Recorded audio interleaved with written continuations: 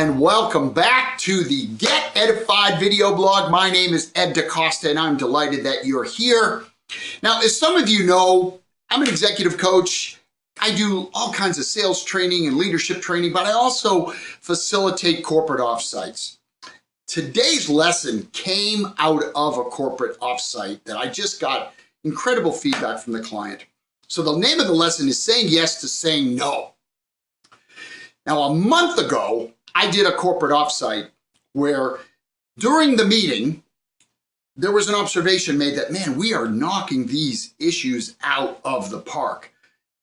And one of them made the observation that I was there facilitating, that I was making sure that we were staying on track, that we had an agenda, that we were following the agenda, that people were not segueing or having sidebar conversations, that we were staying focused on the stated objective and goal. Another observation was made that, wow, I wish our meetings at the office were this way. So during our lunch, people, they wanted to know, hey, what are your secrets of running an effective meeting? Now, you've heard them before. I don't doubt it, but my suspicion is that you probably don't do it. Now, first of all, there's only 5 kinds of meetings to begin with. Number 1, an information sharing or reporting or status update, often to leadership or to management meeting. That's number 1. Number 2 is some type of problem solving or innovation or brainstorming meeting. It's a very different kind of meeting. Number 3, a team building or solidarity or camaraderie building meeting. Very, very important, but they're very different than other meetings. Number 4, a data analysis or so-called work meeting. This is not here, we're not here to report, we're here to get some work done, to do some analysis or to debate some subjects, to make progress towards our goal as a group. And number 5, the one that we're most familiar with probably is the decision-making meeting. That, the definition of success for today's meeting is a decision on a particular strategy or idea, or maybe hiring an employee or whatever. There's a decision that needs to be made, and nobody's leaving this room until we make that decision. So the teaching is this: refuse to go to meetings that don't pass the test for an effective meeting. And what is the test for an effective meeting? Before you go, you ask yourself, number 1, what's the purpose of the meeting? What type of meeting is it from the 5 that I just mentioned? And you might have others. What is the definition of success of the meeting? Let's see the agenda.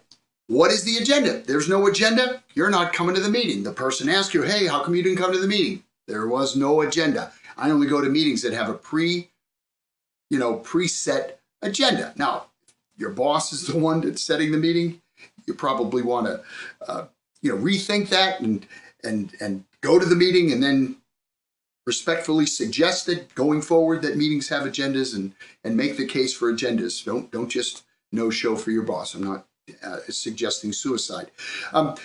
Effective meetings also have a stated role for the participants. If there's no role for you to play, again, say yes to saying no. I'm not going to the meeting. You don't need me to make that decision or to drive that process. More often than not, people invite others to meetings to keep them in the loop. Well, guess what? The minutes, the summary, email, the distribution list, you can keep up to speed in the loop, so to speak, without having to be in the meeting itself.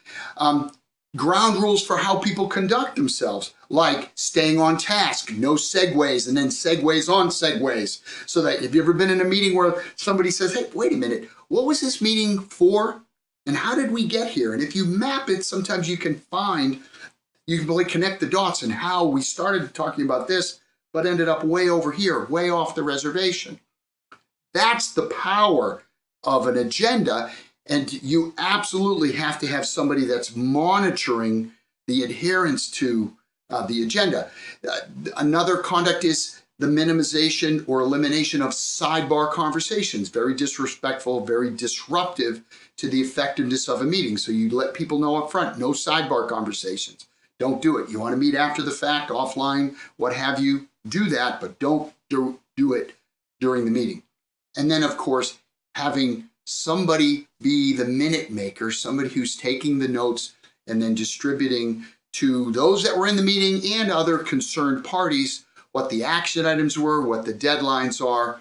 You run the meetings that you're invited to through that test, through that filter. My suspicion is in excess of half of the meetings you get invited to, you can say no to, and boom, you've just gained 2, 3, 4 hours, maybe even more hours of time that you can use far more productively in each and every one of your work days. I hope you found this helpful. Again, my name is Ed Decosta, and wherever you are in this great, big, beautiful world, make it a great day.